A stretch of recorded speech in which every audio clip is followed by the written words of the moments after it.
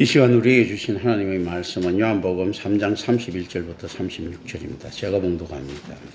위로부터 오시는 이는 만물 위에 계시고 땅에서 난 이는 땅에 속하여 땅에 속한 것을 말하느니라. 하늘로부터 오시는 이는 만물 위에 계시나니 그가 친히 보고 들은 것을 증언하되 그의 증언을 받는 자가 없도다. 그의 증언을 받는 자는 하나님이 참되시다는 것을 인쳤느니라. 하나님이 보내신 이는 하나님이 말씀을 하나니 이는 하나님이 성령을 한량없이 주심이니라. 아버지께서 아들을 사랑하사 만물을 다 그의 손에 주셨으니 아들을 믿는 자에게는 영생이 있고 아들에게 순종하지 아니하는 자는 영생을 보지 못하고 도리어 하나님의 진노가 그 위에 머물러 있느니라. 아멘. 전체적인 개괄 필요합니다. 또 하나님이 보내신 이는 하나님이 말씀을 하죠. 이는 어떻게 하는 거죠? 성령을 한량없이 줘서 그렇다는 거거든요. 그래서 실제 선지자가 그리스도의 제자라면 하나님의 말씀만 합니다.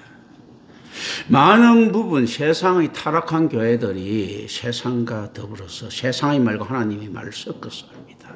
이거 안 된다는 겁니다. 그런데 어떤가 하면요, 실질적으로 이 말씀에 순종하는 자는 영생을 얻는다는 겁니다. 그런데 이 말씀을 듣지 못하는 자는 영생 받지 못한다는 겁니다. 그게 어떤 겁니까?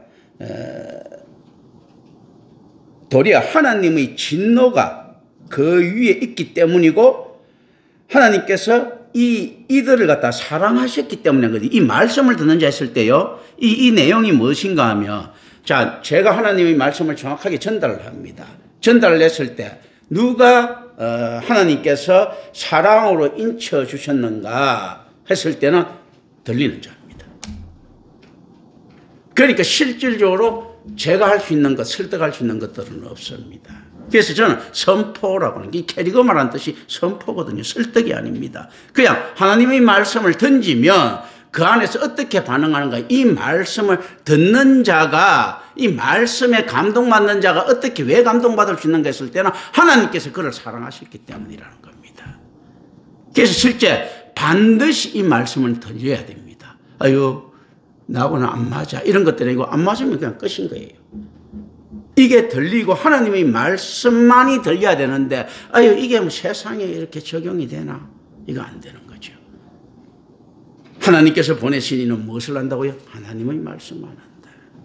이게 세상과 다를 것 같은 했을 때 실제 그렇지가 않습니다. 우리 인생을 믿으면 안 됩니다.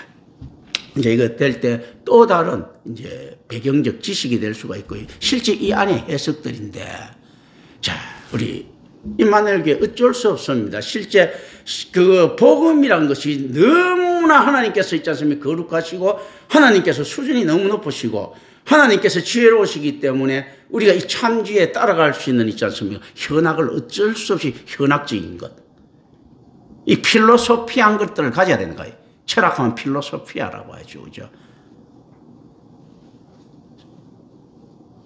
필로소피아, 에이지예요. 알매에 대한 사랑. 철학이 무엇인가? 필로, 플러스 소피아. 알매, 지혜에 대한, 지식에 대한 사랑들인데요. 실질적으로 이 하나님에 대한 사랑과 하나님에 대한 지식이 복음입니다. 하나님의 말씀들이거든요. 그렇기 때문에 어쩔 수 없이 현명한 현자의 길을 우리는 걸어야 됩니다. 우리가 이제 그래서 그러니까 이제 사상적으로 우리 이야기를 합니다. 다 같이 그냥 툭 내려놓고 쉽게 이야기하면 됩니다. 어려운 것 아니에요. 가장 높은 철학을 저는 이야기할 겁니다. 그런데 쉽게 이야기할 겁니다. 자, 이야기를 해볼게요. 인생이란 보통에, 와, 인생을 우리가 끝자락에서 죽을 때도 인생을 알 수 있을까? 특별한 경우 알 수 있을까? 인생은 우리가 알 수 없다. 뭐 이렇게 그죠? 인생은 뭐 나그네 길에 사고 또 뭐 인생은 뭐라 이렇게 많이 하면서, 그런데 우리가 인생을 어떻게 알 수 있겠는가 했을 때, 그러면 인생은 무엇일까 할 때 거짓이죠. 말 그대로 인생이 되려고 하면 인간이 생이 돼야 되잖아. 그럼 다 알 수 있어야 돼요. 우리가 인생을 모른다는 것 자체가 우리가 인생의 한 파편이라는 겁니다. 그럼 이미 인생은 한 개인의 일생을 이야기하는 것이 아닌 거예요. 그렇지 않습니까? 인생이 개인의 일생 같으면 지가 알아야죠. 그래야 개인의 일생이지. 직계 아니라는 거야. 이미 속이는 거예요. 무슨 말인가 하면 인생이라는 것이 전체 역사를 포함해버렸다는 겁니다. 그래서 왜 우리가 인생을 알기가 힘든가 했을 때요. 인생은 개인의 것이 아니고 창조부터 종말까지의 세계가 아마 인생일 것이다. 그게 우리가 모르는 거죠. 안 그러면 알아야죠. 인생은 지가 살아온 길이 인생 같으면요. 지가 살아온 길만 알면 되지 않습니까?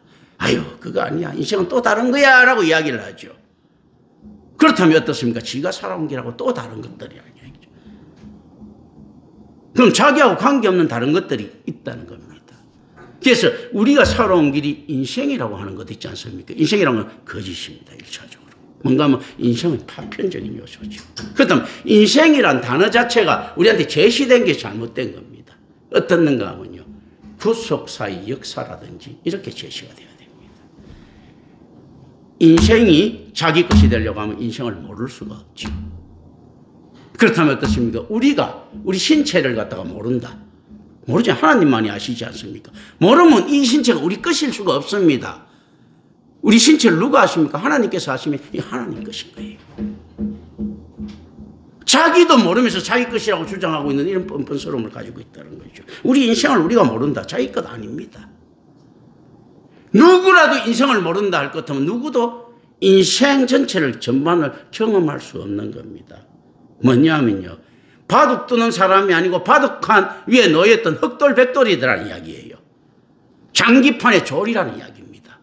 장기판이 졸이 있지 않습니까? 자기가 장기 전체라고 이야기할 수 있겠습니까? 그래서 인생은 좀 더 포괄적인 것을 가지고 있는 인간의 허세다라는 겁니다. 우리가 인생이라고 이야기 모르지 않습니까? 인체라고 이야기할 때도 모르지 않습니까? 우리는 자기의 능력을 갖다 극히 일부분만이 알 뿐인데 인체라고 이야기하는 허세다. 자, 현재나 언제나 슬픈 것, 마음은 뭐 미래에 살고, 뭐 푸시킨 시도 쭉 있죠. 현재는 언제든지 보면 뭐 사람마다 고민이 없는 사람들이 없다고 하죠. 그런데 과거를 추억할 때는 어떻습니까? 항상 과거를 아름답게 추억합니다. 왜 그럴까요? 거짓이거든요. 아유, 내가 그때 그 시절로 다시 돌아갈 수 있었다면 이렇게 했을 건데 똑같이 해보세요. 똑같이 괴롭습니다. 근데 추억하는 과거가 아름답게 느껴진다고 자체가 뭡니까? 인간은 이미 거짓말할 준비가 되어 있다는 겁니다. 미래의 소망을 가집니다. 자, 미래에 내가 소망을 가지고 계획을 가져야 되죠. 그 진취적인 기상이라고 하죠. 미래에 가보세요. 지금처럼 더 나아질 것 없는 현재인데도 미래 소망 가진다. 좋게 말하면 진취적인 기상이라고 하죠. 정확하게 이야기하면 어떻습니까? 허세죠. 거짓입니다. 미래에 잘 될 거야 라고 하는 허세죠. 과거에 내가 괜찮았어 하는 거짓이고 허세지요. 우리는 어떻게 태어납니까? 자기의 의지와 상관없이 태어납니다. 그러니까 이미 그럴 때, 야, 우리 부모님 감사합니다.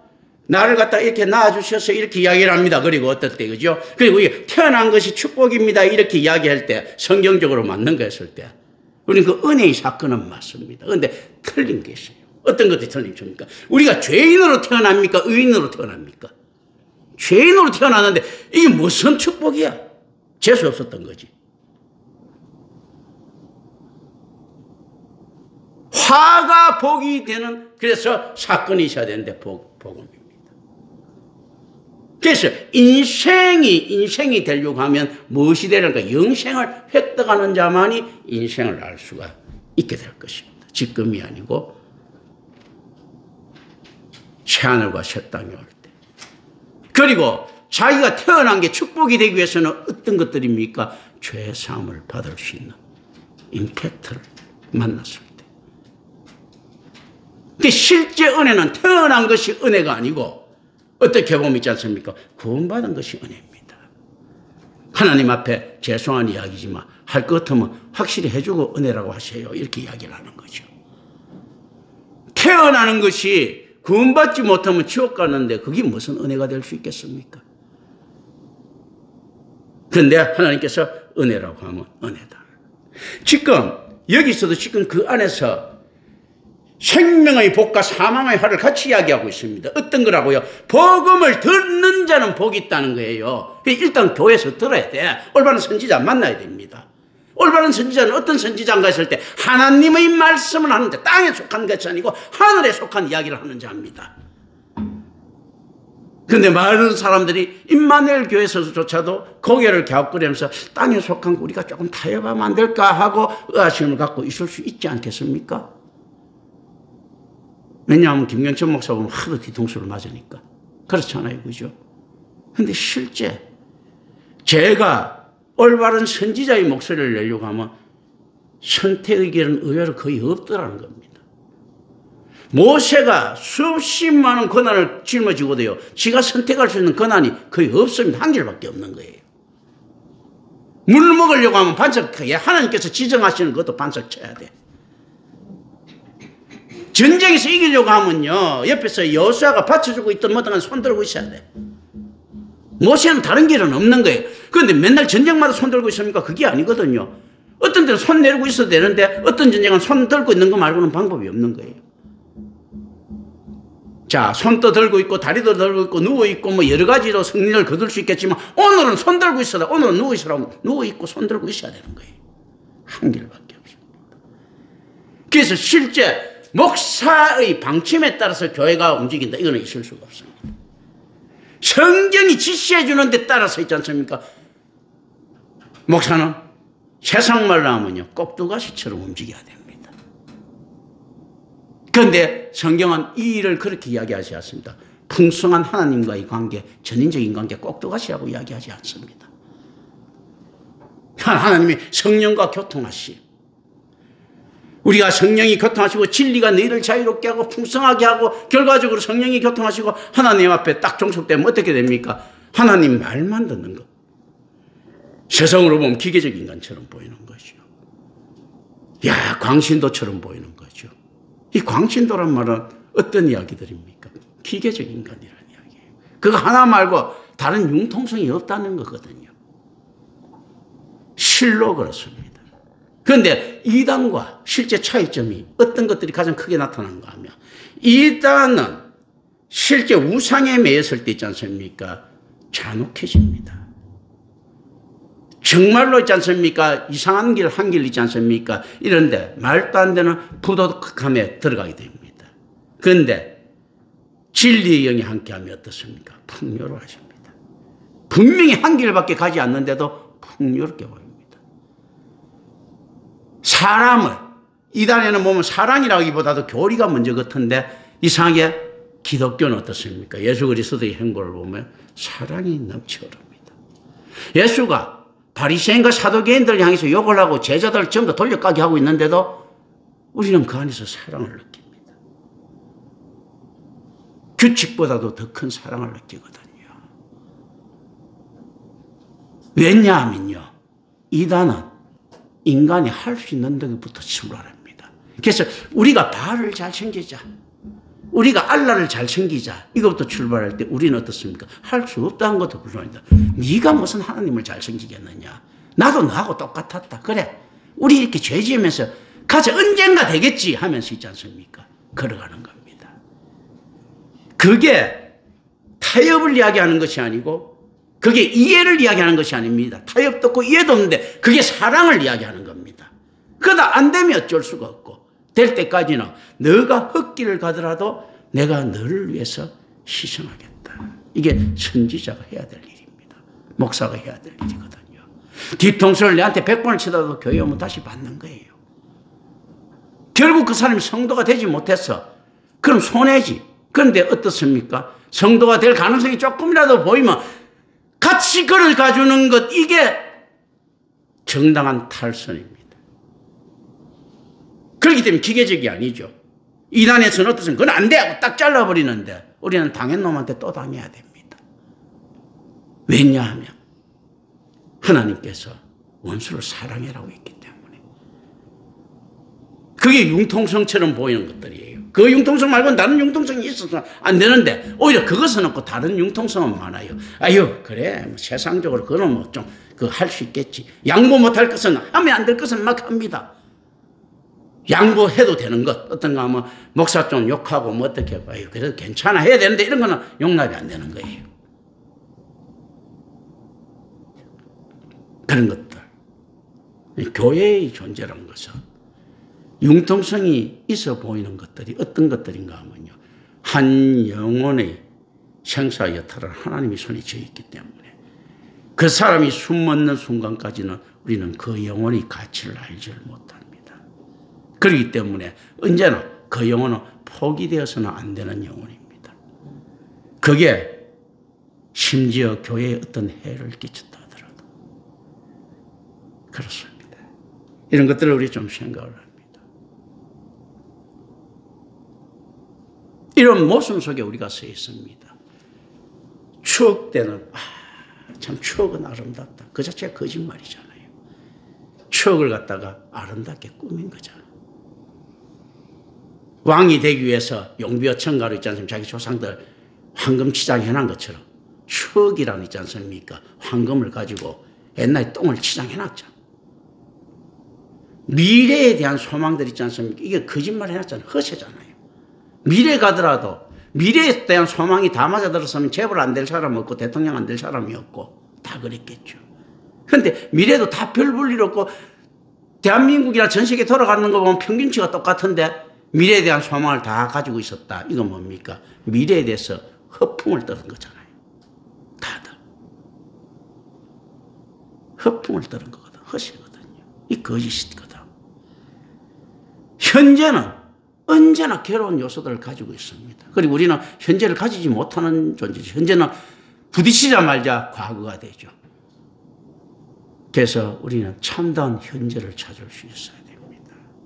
과거가 아름답고 미래가 희망적이라고 하는 이런 헛소리는 하면 안 됩니다. 현재 너가 어떻느냐 하는 겁니다. 그런데 현재는 우리가 가질 수가 없잖아요. 부딪히는 순간에 과거가 되니까 무한대분의 1초는 수학적으로 제로죠. 현재는 없는 거예요.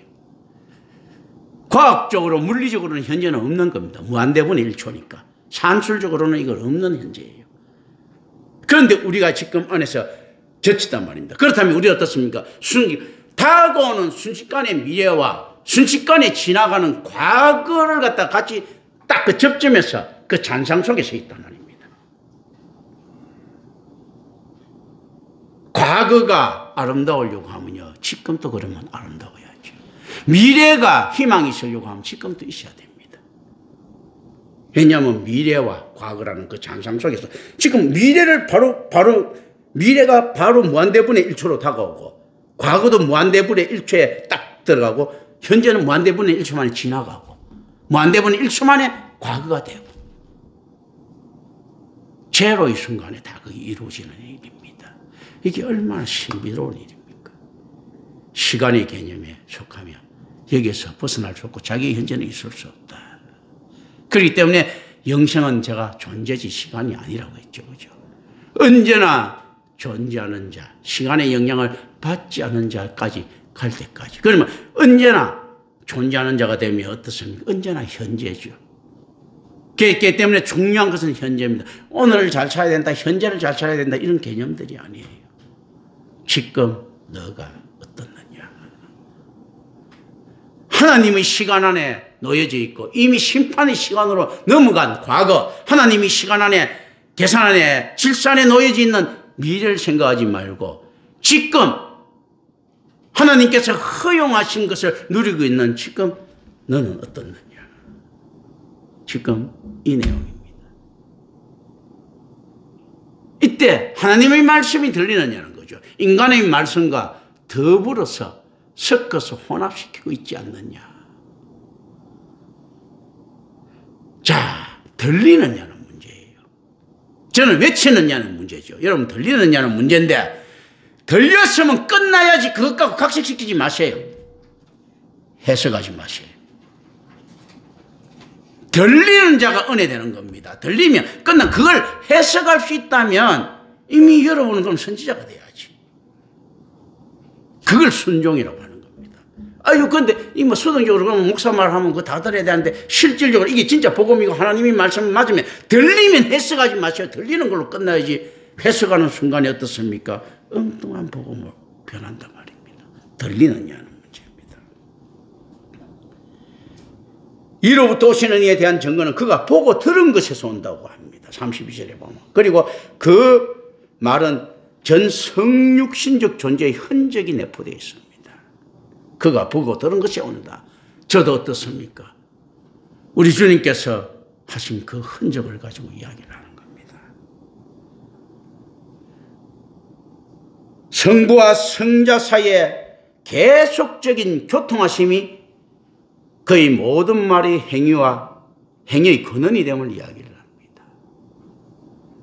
저는 어떻습니까? 특별한 총인 이 성경과 교통함으로써 제 설교의 근원이 됩니다. 여기서 제가 벗어날 수 있는 것들이 없어요. 그래서 지금 성경에 없는 것들을 제하는 겁니다.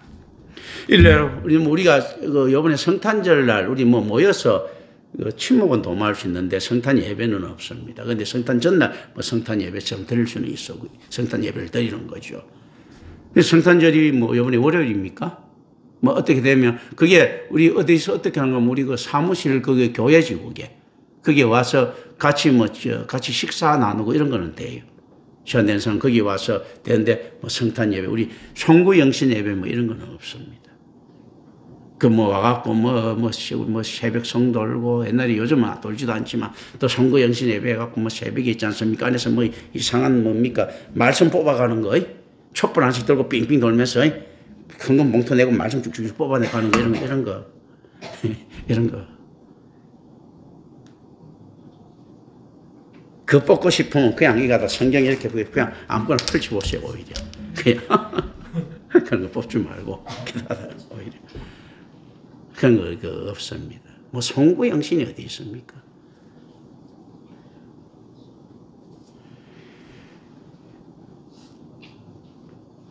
따라서 성육신과 삼위일체의 신비들이 여기에도 마찬가지로 포함되어 있습니다. 이때 첫 번째 진술은 요한의 사역에 대한 예수님 사역의 성공과 우위를 나타냅니다. 자, 사도 요한이 있었다. 사도의 세례 요한이 있었단 말입니다. 엄청난 인물이죠. 이 당시에는. 임팩트가 굉장한 사람입니다. 그하고 이렇게 비교를 나타냅니다. 자, 교회는 이럴 수 있습니다. 과거에 엄청난 사람, 지금 이미 세례 요한은 과거에 엄청난 사람이에요. 불과 몇십 년 차이 안 난다고 하더라도 똑같습니다. 그렇다면 우리는 이렇게 볼 수 있죠.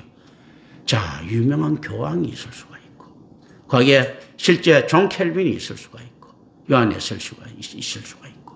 그런데 제가 지금 어떤 이야기를 하는 거냐면요. 지금의 교회는 과거에 요한 웨슬리보다 월등하게 위대하다. 존 켈빈보다 월등하게 위대하다라고 지금 이야기합니다. 지금 여기서는 어떻게 이야기하는가 하면요. 예수님 사역이 세례 요한 사역보다 훨씬 우위에 있고 성공했다. 이 사실 지금은 비교도 안 되는 이야기죠. 그런데 그 당시에 보면 그런 것 아닙니다. 우리가 성경에 보면 자주 이런 이야기 간혹 나옵니다. 모세보다 우위에 있는 예수님 이야기합니다. 지금은 당연히 예수님께서 모세보다 우위에 있지라고 이야기하는데 그 당시 예수님 당시에 모세보다 우위에 있다면 어떠세요? 저 미친놈 아니야? 아브라함보다 우위에 있다면 저 미친 새끼 아니야? 이렇게 이야기하죠. 그거와 똑같은 거예요. 지금 예를 들어 이만희가 나타나가지고 예수보다 우위에 있다고 이야기하는 거하고 똑같은 거예요. 그 사람들 볼 때는. 그렇지 않습니까? 예수님을 갖다 누가 지정신으로 보겠습니까? 그런데 자기 믿음의 조상 아브라함을 출애굽시킨 모세를 그보다 더 위대하다고 이야기하면 미친놈이라고 이야기하죠. 여러분들은 과연 예수님께서 지금 이 자리에 왔을 때 그 이야기를 했을 때 수용할 만한 능력이 있는가? 김영천 목사가 올바른 복음을 전했을 때요. 과연 여러분들은 빌리그램이 이단이라고 하는 말들 있지 않습니까? 수용할 수 있는가? 한경지기가 이단이라고 하는 말을 수용할 수 있겠는가? 조용기가 이단이라고 하는 말을 수용할 수 있겠는가라는 이야기입니다. 사두개인과 바리새인을 향해서 질투했던 예수님 말씀을 왜 수용을 못할까 했는데요. 그 당시에는 더 심각한 상황이에요. 우리는 지금 이렇게 이야기할 수, 조용기, 누구야, 한경직이 욕해도 그럴 수 있다 생각하지만, 이때 이 사람들은 전 유대국가지 않습니까? 옛날 이란에 호메인이 욕하는 거, 그게 수용이 되겠습니까? 그 가운데 바리새인이나 사두개인을 욕하는 사람이 나타났다. 이 수용이 잘 되겠습니까? 심지어 올바른 복음을 전하는 있지 않습니까? 이때 성공해 보이는 대형교회 목사 있지 않습니까? 욕하면 아유 저 컴플렉스 때문에 그렇게 하나. 지만 올바른 말인가? 이렇게 하고 지금 비판적 잣대를 들이대는데 오늘날 예수님이 와가지고 있지 않습니까? 돌려까기 한다면 그게 되겠느냐는 이야기죠. 비슷한 건데, 자, 오늘날 예수님이 와갖고 이슬람 세계에 가갖고 알라신 까는 거하고 비슷하지 않습니까? 그게 용납되겠습니까? 그런데도 유대인은 예수님 말을 그래도 들을 줄 알았습니다.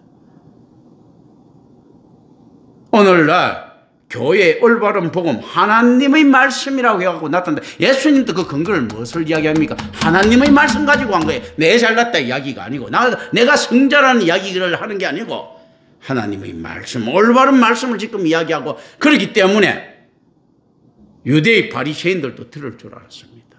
뭔가 모르지만 맞는 것 같거든. 훨씬 더 신적 영성에 가까워져 있거든요. 그래서 들었던 거예요. 그 지독한 유대인 놈들이, 그 보수적인 놈들이. 그런데 오히려 그보다는 훨씬 더 날라리들인 우리가 하나님 이야기를 하면 더 잘 들려야 될 건데 왜 안 들리겠습니까? 유대인은 그래서 하나님을 두려워하는 마음이 있었는데 여러분들은 무엇이 있습니까? 만몬을 아까워하는 마음들이 있는 거죠. 자기 명예, 돈, 관계, 이웃과의 관계 있지 않습니까? 그런 것들입니다. 하나님을 두려워하는 마음이 있는 유대인들한테 하나님께서는 사형 선고를 때리십니다. 이제 너가 유대교 끝났어.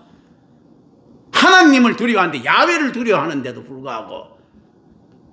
그런데 만몬을 숭상하고 있는 우리에게 사형 선고 내리는 것은 훨씬 쉬운 일 아니겠습니까? 그래서 어떤가 하면 성경 곳곳에 보십시오. 이제 복음이 전체적으로 편만하게 전해지면서 사랑이 전체적으로 펴졌다 이야기를 하는데요. 우리 정확하게 알아야 되는 것입니다. 항상 성경에 보면 예수님께서 유대인 박살내는 거 아쉬워하죠. 사도 바울도 마찬가지고. 첫 번째는 유대인에게요, 두 번째는 그 다음에 이방인에게로 하면서 유대인에 대한 애착심을 막 가지고 있습니다. 왜냐하면 이들은 야훼에 대한 경건함을 그나마 엉터리라도 가지고 있었기 때문이거든요. 그런데 복음에서 이야기하는 이방 선교가 됐습니다. 사랑인데 어떻게 이야기합니까? 딱 잘라가지고 이야기하지 않습니까? 야, 니들 안 되면 박살이다. 이방인들에 대해서는요, 잘 하셔야 됩니다. 여러분들에 대해서는 하나님께서 미련도 없습니다. 예수 그리스도의 사람이 안 되면 그대로 미련이 없는 거예요. 유대인에게는 미련이라도 있어요. 아픔이 있는 거야. 엉터리로 야훼를 믿는 것. 그런데 우상처럼은 아니더라도 엉터리로 믿는 것. 그런데 여러분들한테는 뭐 있습니까? 우상처럼 믿는 것들한테 하나님께서 무슨 미련이 있겠습니까? 그러니까 잘 그 분석 이게 잘 알아야 됩니다. 유대인한테 만약에 예수님이 했을 것 같으면 예를 들면 요거는 이제 실질적으로 이방 선교 염두에 두고 이렇게 하는 건데요. 유대한테 됐으면 이제 패러디하다 이렇습니다. 야, 니들 이 복음을 안 받아들이면 정말 힘들 거야. 라고 이렇게 이제 이야기했다면 우리한테는 어떻게 이야기합니까? 요한 공동체에서 예수 믿는 사람한테는요. 너 예수 안 믿으면 작살이야 라고 이야기하는 겁니다. 어떻게 강도가 훨씬 셉니까? 이게 훨씬 센 거예요. 은혜도 크지만 징벌도 큽니다. 유대인만큼 미련을 안 가지는 겁니다. 왜냐하면요, 믿는 수준이 다르기 때문이에요. 엉터리 예수 믿는 것도 어떤가 하면요, 유대교에서 하나님을 경외하는 것 이것보다 훨씬 사악한 일이거든. 이게 미련이 없는 거예요. 그러니까 이렇게 이야기를 하는 거죠. 이들을 믿는 자에게는 영생이 있고 이들에게 순종하지 않는 자는 영생을 보지 못하고 도라이 하나님의 진노가 그 위에 머물러 있다 하죠. 이제 패러디하다면 이런 겁니다. 유대교인들한테는 어떻게 이야기하겠습니까? 하나님께서 기분 나빠하실걸? 이렇게 하는데, 우리 그 그리스도인들한테는 어떻게 합니까? 하나님께서 니들 박살내버린다. 이렇게 이야기하는 거예요. 지나면서, 야, 하나님이 너한테 섭섭하다 하더라. 하고, 우리한테는 어떻게 하냐면, 하나님이 니들 죽여버린다 하더라. 이 뉘앙스다. 한번 생각해 보십시오. 훨씬 더 명백하게 선을 딱 잘라버립니다. 왜냐하면 또 하나, 그리스도의 복음이 전파되면서 복음이 명확해졌기 때문입니다. 유대교에서는요, 하나님의 진리가 희미했다면 예수 그리스도의 나타남에 의해서 명확해지기 때문에 심판도 명확해집니다. 잘 아셔야 됩니다. 유대교에서 있지 않습니까? 하박국이가 염려했던 그 심판들, 그 고통이 있지 않습니까? 일이라면요. 엄청난 유대가 망하고 하는 이 자체가 일이라면요. 우리한테는 만이에요, 만. 아예 뒤도 안 돌아보고 끝난다는 이야기입니다. 우리는 뭐냐 하면요. 이 명확해지는데 예수 그리스도를 엉터리 믿는다는 것은 우상이라는 이야기입니다. 유대교는 우상을 안 믿으려고 발부둥 쳤을 때요. 오늘날 그리스도인이라고 착각하는 이들은 우상을 믿으려고 한정을 합니다. 건물 속에서도 자기 간의 유대관계를 가지고 상업적인 구성을 가지고 예수 이렇게 믿으면 되지 않겠느냐고 합의를 봅니다. 이게 형성됐을 것 같으면 여로보암 2세가 있지 않습니까? 추구했던 이상적인 신앙입니다. 그걸 악하게 보잖아요. 여로보암 2세 때 다윗보다도 더 부흥했어요. 돈도 더 많이 흘러넘쳤습니다. 제단을 갖다가 굉장히 안에서 세련되게 꾸몄어요. 그걸 갖다가 이방인 제단이라고 보거든요. 오늘날에 이런 식으로 예수 믿는 게 맞았다면 오히려 바벨론 제단에 하나님께서 기뻐하셨을 겁니다. 캐톨릭 제단에 하나님께서 춤을 추셨을 겁니다. 훨씬 더 경건한 모습을 가지고 있지 않습니까? 똑같은 만몬주의인데 캐톨릭 쪽에서는 어떻습니까? 하나님께 좀 더 많이 투자하는 만몬이고 기독교는 어떻습니까? 하나님 거는 좀 간단하게 빼고 우리끼리 있지 않습니까? 잘 논아먹는 만몬주의지. 이단하고 뭐가 다릅니까? 10,000명의 기독교인이 있다 할 것 같으면 그 안에 몇백 명이 혜택 보는 이런 구조를 가지고 있죠. 그죠? 전혀 다를 게 없습니다. 이제 첫 번째 진실이 요한의 사역에 대한 예수 그리스도의 사역의 성공과 우위를 나타냅니다. 야, 다른 거야. 두 번째 진술은 어떻습니까? 이스라엘의 예수에 대한 거절이라는 비극과 관련됩니다. 이스라엘이 어떻게 했다고? 예수님을 거절했다는 비극. 그러나 이것이 어떤 시기에도 완성적이지는 않았다라는 겁니다. 그리고 예수 사역의 역사적 상황이 교회 시기, 특히 요한 공동체에서 되풀이 됩니다. 예수님 사역의 역사적 시기가 교회 시기에서 똑같이 되풀이 되는데 지금 역시는 요한 공동체에서 되풀이 됩니다. 어떤 겁니까? 예수님 공생애 동안에 거부했던 그 유대인들이 지금 요한 공동체, 교회가 나고 난 다음에 거부하고 있더라. 뭡니까? 과거에 예수를 핍박했던 자들, 예수를 받아들이지 않았던 자들이 지금 여전히 그러고 있더라. 이야기죠. 오늘날 임마누엘 교회는 또 무슨 이야기를 합니까? 요한 공동체에서 거부했던 그 인간들이, 요한 그 공동체에서 핍박했던 그 인간들이 지금 여전히 그러고 있더라. 라고 이야기합니다. 캐톨릭의 우상에 빠져서 개혁을 외쳤던 그 인간들이 캐톨릭보다도 더 타락했더라라고 지금 이야기하고 있는 겁니다. 제가. 복음이 어디 있느냐라고 하는 겁니다. 하나님의 말씀을 여러분들은 들으려고 하시는가 하는 겁니다. 들으려고 하는가. 세상의 소리를 들으려고 하지는 않는가라는 거죠. 하나님의 질서를 따르려고 하는가라는 거죠. 세상의 회개가 올바르다고 생각하지 않는가라는 겁니다. 우리는 여기서 선택할 수 있는 능력은 없습니다. 성경에서 이렇게 이야기합니다. 어떻게 이야기합니까? 은혜 받은 자가 들린다라고 이야기합니다. 심지어 임마누엘 교회도 많은 부분 귀가 열린 사람들이 나타나기 시작했습니다. 그러고 난 다음에 겸손해지기 시작했어요. 어느 날 갑자기 그걸 가지고 간혹 모른 척하면서 저한테 자기 해석을 하면서 슬쩍 믿었다가 아니면 말고 합니다. 그건 틀렸습니다 하면서 꼬리 냈다가 또다시 자기 해석을 합니다. 그것 말고 들리는 그대로만 가지고 계세요. 의문도 가지지 말고 이게 하나님 중심이라고 생각하면요. 들리면 들리는 그대로. 왜냐하면 의문을 가지고 묻으면 그나마 다행인데 아유 이거는 내가 그냥 마음에 묻고 갈래 하나. 조그만 곳에서 어떻습니까? 마귀가 주는 의심의 불꽃이 자기 전체를 불태울 수 있습니다. 다 묻지는 않잖아.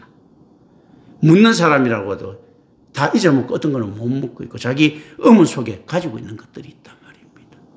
그 의문 속에 어떤 가지고 있지만 하나님 중심이 이게 맞는데 이게 꼭 그렇느냐 하는 그걸 뭡니까? 불경이라고 이야기합니다. 하나님의 권위가 나타났는데 세상의 반감이 같이 들어가는 거예요. 아유, 난 반감해나 더 잘 믿게 하는데 그게 무슨 이야기입니까? 하나님께서 말씀하시는 그 들리는 것보다도 더 아름답게 꾸밀 수 있겠습니까? 솔로몬의 영광이 저 덜풀 하나보다 못하다 했죠. 잘 아셔야 됩니다. 어떻는가 하면요. 어떻게 이야기하면 그게 하나님이 천지 자연 조화 이런 것들이 한번 보세요. 얼마나 아름답습니까? 그게 어떻게 솔로몬의 영광이 만들어낼 수 있습니까? 자꾸 이런 시적인 해석하지 말라니까. 어떤가 하면요. 솔로몬의 영광이 저 덜풀 하나보다 못하다는 이걸 가지고 딱 생각을 해보세요. 어떤 걸 덜풀처럼 초라해 보이는 것 따라 하나님께서 만드신 것이 있지 않습니까? 솔로몬이 굽은 황금 갑옷보다 낫다는 겁니다. 그리고 솔로몬이 꾸민 황금 갑옷이 있다 하더라도 그 황금은 누가 만드는 겁니까? 그 이야기예요.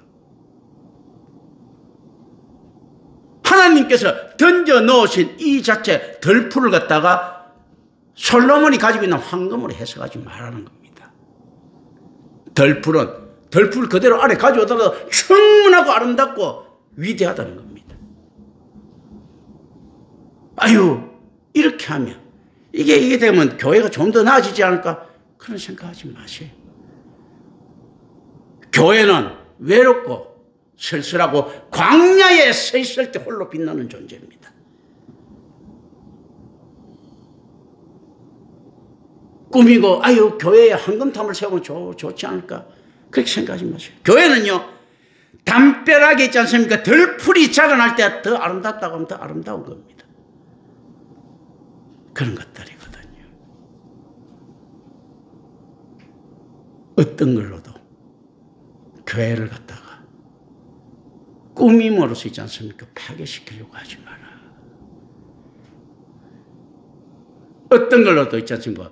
복음을 왜곡시킴으로써 있지 않습니까? 자기 담임 목사 높이려고 하지 마라.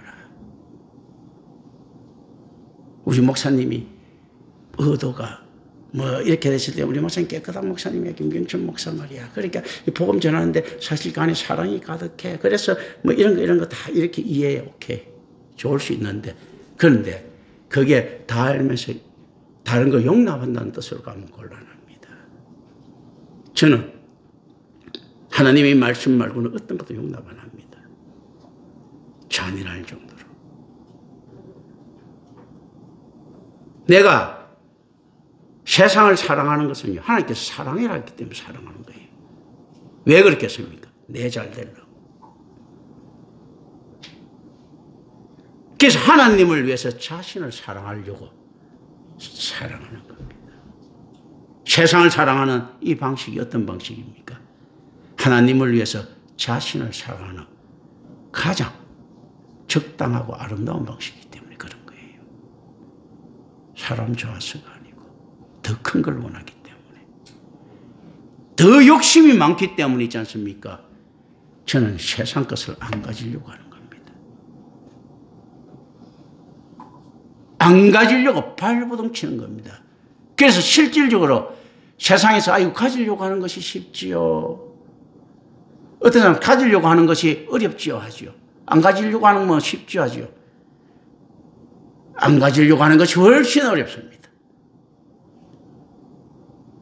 가지려고 많이 가지려고 하면 어려울 수는 있겠지만 거기까지 들어가지 않았으니까 저는 그 고통을 모르죠. 그런데 안 가지려고 하는 고통은 내가 이미 압니다.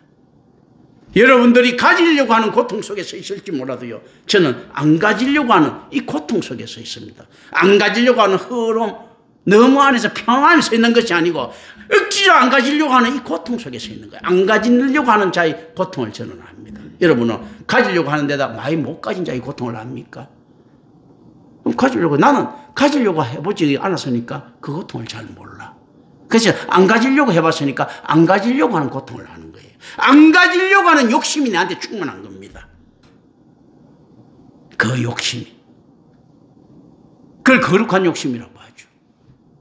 가지려고 하는 자의 욕심과 안 가지려고 하는 자의 욕심이 누가 크냐 했을 때는요.